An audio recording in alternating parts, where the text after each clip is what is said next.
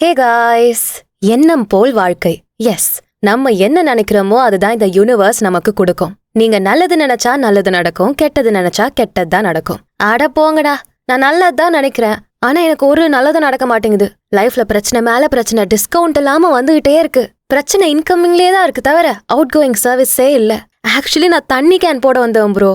எனக்கு ஏன் ப்ரோ சம்மந்தம் இல்லாம பிரச்சனை வருது? ஊர்ல இருக்க எல்லா பிரச்சனையும் என் வீட்டு வாசல்ல தான் வந்து நிக்குது.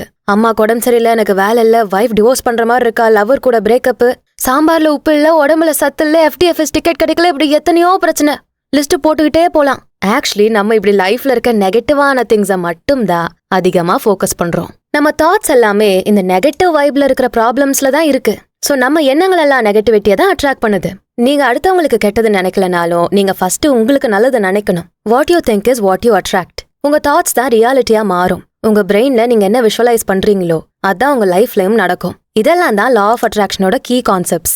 பட் இந்த லா ஆஃப் அட்ராக்ஷனை நம்ம தெரிஞ்சோ தெரியாமலையோ நிறைய விதத்துல அஃபெக்ட் பண்றோம். லா ஆஃப் அட்ராக்ஷனால நல்லதையும் அட்ராக்ட் பண்ண முடியும், அதே டைம் கெட்டதையும் அட்ராக்ட் பண்ண முடியும். இந்த வீடியோல லா ஆஃப் அட்ராக்ஷன்ல நெகட்டிவா அஃபெக்ட் பண்ற மாதிரி எந்த விஷயத்தெல்லாம் பண்ணக்கூடாது அப்படின்னு பார்க்க போறோம். Things not to do, so it does not affect the law of attraction. Let's get into the video. Number 1. Dwell on negative thoughts. நாளைக்கு உங்களுக்கு மேக்ஸ் எக்ஸாம்னு வச்சுக்கலாம். ஈவினிங் 6ல இருந்து படிக்கலான்னு பிளான் பண்றீங்க. உங்க ஃப்ரெண்டு வாடா மச்சான் ஃப்ரீ ஃபயர் விளையாடலான்னு கூப்பிடுறான். சரி விளையாடிட்டு ஒரு 8 மணிக்கு படிக்கலாம்னு நினைக்கிறீங்க. அப்புறம் 8 மணிக்கு லைட்டா பசிக்குது, சாப்பிட்டு படிச்சிடலான்னு நினைக்கிறீங்க. சாப்பிட்ட உடனே தூக்கமா வருது. சரி மார்னிங் எழுந்திரிச்சு படிக்கலான்னு தூங்க போறீங்க. மார்னிங் அலாரம் அடிக்குது. செவிடங்காத்துல சங்கூதின கதையா? அலாரம் பாட்டு கடிக்குது, நீங்க பாட்டுக்கு தூங்குறீங்க. எழுந்துச்சு பார்த்தா மணி 8. படிக்கவே இல்ல. லாஸ்டா என்ன பண்றது? கடவுளேன்னு அவர் காலில் போய் விழுந்துடலாம்னு நினைக்கிறீங்க. நான் ஃபெயில் ஆயிடக்கூடாது கடவுளே, ஃபெயில் ஆயிடக்கூடாது கடவுளேன்னு வேண்டுறீங்க. இப்படி நெகட்டிவா ஃபெயில் ஆயிடவே கூடாதுன்னு நினைச்சா நீங்க ஃபெயில் ஆகுறத கடவுளே நினைச்சாலும் தடுக்க முடியாது. பிகாஸ் நம்ம வேண்டதே நெகட்டிவான ஃபார்மேட்லயே வேண்டுறோம். அதுவே நான் பாஸ் ஆயிடணும்னு நினைக்கிறது தான் பாசிட்டிவான அப்ரோச். நம்ம லா ஆஃப் அட்ராக்ஷனை எப்படி யூஸ் பண்றோம் அப்படிங்கறதுல தான் எல்லாமே இருக்கு. சோ நம்ம லைஃப்ல எது நடக்க கூடாதுன்னு நினைக்கிறோமோ அதுல கான்சென்ட்ரேட் பண்ணவே கூடாது. என்ன நடக்கணும், என்ன வேணும்னு ஆசைப்படுறோமோ அதை நம்ம தாட்ஸா மாத்தணும். Focus on what you want. நீங்க பாசிட்டிவான தாட்ஸை பில்ட் பண்ண பாசிட்டிவ் எனர்ஜி தான் அட்ராக்ட் ஆகும். சோ பாசிட்டிவா தான் எல்லாம் நடக்கும். அடுத்து number 2, doubt or disbelief. Doubt can block the manifesting process. Morning 4 மணிக்கு ட்ரெயினை பிடிக்கணும்னு கஷ்டப்பட்டு எழுந்திரிச்சு கிளம்புறோம். ஆனா 4 மணிக்கு ட்ரெயினை பிடிச்சிருவோமா முருகேசா அப்படின்னு உங்களுக்குள்ள ஒரு டவுட் வந்துகிட்டே இருக்கு. இந்த மாதிரி டவுட்லயே போனா வட போச்சே தான். ஐ மீன் ட்ரெயின் மிஸ் ஆகும் தான். மேபி போற வழியில நாய் குறுக்க வந்திருக்கலாம், ஆக்சிடென்ட் ஆயிருக்கலாம், ரயில்வே ஸ்டேஷன் போறதுக்குள்ள பைக் பிரேக் டவுன் ஆகி லேட் ஆகலாம். சோ ட்ரெயினை மிஸ் பண்ணலாம். இந்த மாதிரி நெகட்டிவான ரெசிஸ்டன்ஸ் எவ்வளோ வேணாலும் என்ன வேணாலும் வரலாம். So never doubt yourself. கான்ஃபிடென்ட்டா ஒரு விஷயத்தை எப்பவுமே பண்ணுங்க. அடுத்து number 3, feelings of desperation. Simple தான். என்கிட்ட இது இல்லையே, அது இல்லையே, இது கம்மியா இருக்கு, அது கம்மியா இருக்குன்னு உங்ககிட்ட போதுமான அளவு இல்லாத ஒரு விஷயத்த பத்தி நினைக்க கூடாது. ஏன்னா இங்க நம்ம கிட்ட கம்மியா இருக்கிற பற்றாக்குறையா இருக்க விஷயத்த தான் அதிகமா யோசிக்கிறோம். அப்ப அது நெகட்டிவா தான் இம்பாக்ட் ஆகும். இதுக்கு பதிலா எனக்கு இது அதிகமா வேணும், நிறைய வேணும்னு அபண்டன்ஸா தாட்டை மாத்தணும். அப்பதான் லா ஆஃப் அட்ராக்ஷன் பாசிட்டிவ் சைட்ல ஒர்க் ஆகும். அடுத்து நம்பர் 4, நெகட்டிவ் செல்ஃப் டாக். நீலாம் பிறந்ததே ஒரு சாபக்கேடு, உன்னால பூமிக்கு தான் பாரம்னு அடுத்தவங்க நம்மள பத்தி நெகட்டிவா பேசுறத விட்டு தள்ளுங்க. ஃபர்ஸ்ட் நமக்கு நாமளே நெகட்டிவா பேசிக்க கூடாது. எப்படியோ நாளைக்கு எக்ஸாம்ல ஃபெயில் ஆதாண்டா போறேன், இன்டர்வியூல நாளைக்கு சொதப்பதான் போறேன், கண்டிப்பா வேலை இல்லாம நடுத்தரில் தான் ஒரு நாள் நிக்க போறேன். இந்த மாதிரி உங்களுக்கு நீங்களே நெகட்டிவா பேசிக்கிட்டா லா ஆஃப் அட்ராக்ஷன் தப்பா அட்ராக்ட் பண்ணிடுவான். அப்புறம் எல்லாம் தப்பா தான் நடக்கும். சோ நெகட்டிவா உங்ககிட்டே பேசுறத நிறுத்துங்க. அடுத்து number 5, holding on to grudges.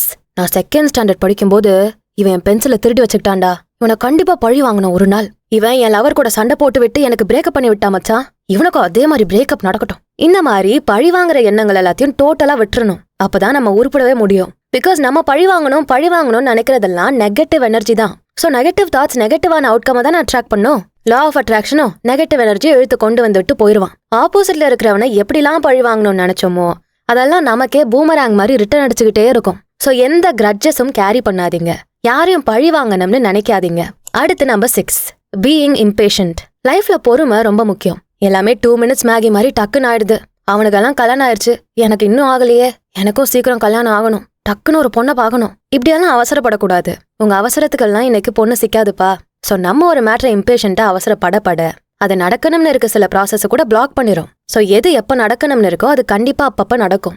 R time will come அப்படின்னு நீங்க 100% நம்பணும். அவசரம்லாம் படக்கூடாது. நம்ம அவசரத்துக்கெல்லாம் இங்க வண்டி ஓடாது. அப்படி ஓடினாலும் அது ஆக்சிடென்ட்ல முடியும். அது எதுக்கு? சோ பொறுமையை கடைபிடிங்க. அடுத்து நம்பர் 7, அன்ரியலிஸ்டிக் எக்ஸ்பெக்டேஷன்ஸ். இப்ப நீங்க வெயிட் லாஸ் பண்ணணும்னு நினைக்கிறீங்க, அது தப்பு இல்ல. ஆனா ஒரு 2-3 நாள்ல 10 கிலோ குறைக்கணும் அப்படின்னு நினைக்கிறது நடக்காத காரியம். சோ நமக்கு தேவையானது நடக்காத ஒரு வழியில நடக்கணும்னு நினைக்க கூடாது. எல்லாத்துக்கும் இன்ஸ்டன்டா உடனே ரிசல்ட் கிடைக்கணும்னு நினைக்க கூடாது.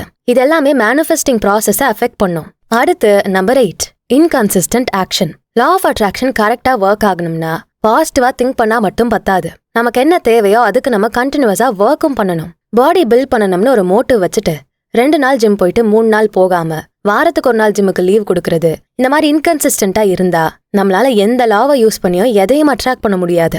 எந்த அளவு பாசிட்டிவா திங்க் பண்றோமோ அந்த அளவு கன்சிஸ்டன்டா ஒர்க்கும் பண்ணாம நோகாம நொங்கு திங்கணும்னா அது நடக்காத காரியம்தான். அடுத்து number 9, neglecting self care. First நம்மள நாம ஹெல்தியா வச்சுக்கணும், போத் பிசிக்கலி அண்ட் மென்டலி. நாமளே ஹெல்தியா இல்லைனா நம்மகிட்ட இருக்க எனர்ஜிஸும் ஹெல்தியா இருக்காது.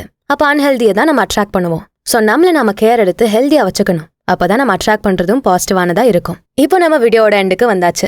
இப்போ நம்ம பார்த்தது எல்லாமே லா ஆஃப் அட்ராக்ஷனை நெகட்டிவா ஒர்க் பண்ண வைக்கிற விஷயங்கள். நம்ம இது வரைக்கும் இதுல டிஸ்கஸ் பண்ண திங்ஸ் எல்லாம் பண்ணாம இருந்தாலே லா ஆஃப் அட்ராக்ஷன் ஆட்டோமேட்டிக்கா ஒர்க் ஆகும். Stay positive, spread positivity, so that you can also attract the positive. இந்த வீடியோ உங்களுக்கு பிடிச்சிருந்தா அதுக்கு ஒரு லைக்கை போட்டுட்டு உங்க ஃப்ரெண்ட்ஸ் அண்ட் ஃபேமிலிக்கு ஷேர் பண்ணுங்க. நம்ம channels beyond the ordinary and body and soul Tamil ரெண்டுத்துக்கும் சப்ஸ்கிரைப் பண்ணிட்டு பெல் ஐகானை அழுத்திருங்க. நான் உங்களை அடுத்த வீடியோல பாக்குறேன். நன்றி.